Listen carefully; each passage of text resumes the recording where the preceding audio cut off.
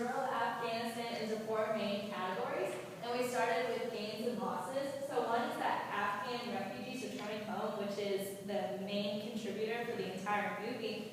And our next one is plots of land are only available to a very few group of people.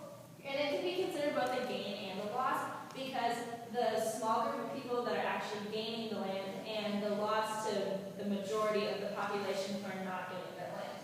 And our last one is drought and famine, which are a main contributor to the horrible conditions of the society, and the loss is no water, no food, and it has a gain of multiple things, as diseases and All right, our next category that we grouped into was intangibles. One of the main things that we noticed about in the movie was the Taliban resistance. Some people are really trying to resist this stronghold that the Taliban has on them, but it's really hard. They don't have the means for that. But they still have their sense of community, which is really important, even though they don't have a supportive economy. They have nowhere to go, no say in what happens. They're not known for any sort of opportunity. They have no jobs.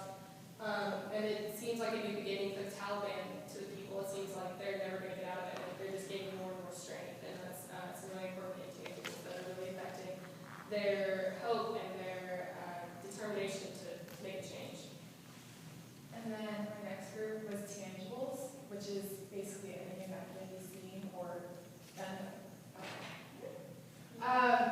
We have child malnourishment, which is where a lot of children in rural Afghanistan are suffering from starvation and lack of food, which results in them being ill or having physical ailments that they cannot control due to lack of food. And then we have the flag going up is a step of resistance towards the Taliban. Basically, it represents a sense of nationalism among the people in Afghanistan who are going against the rule of the Taliban. And then no money for basic necessities, which is keeping the poverty alive, and the power of the Taliban is strong because they're not able to do anything because they don't have money fast. Okay, the fourth group we grouped it into is the relationships. So there are 2 kinds of communities. We have the squatter communities and the immigration camps, both of which the refugees are living in very poor conditions.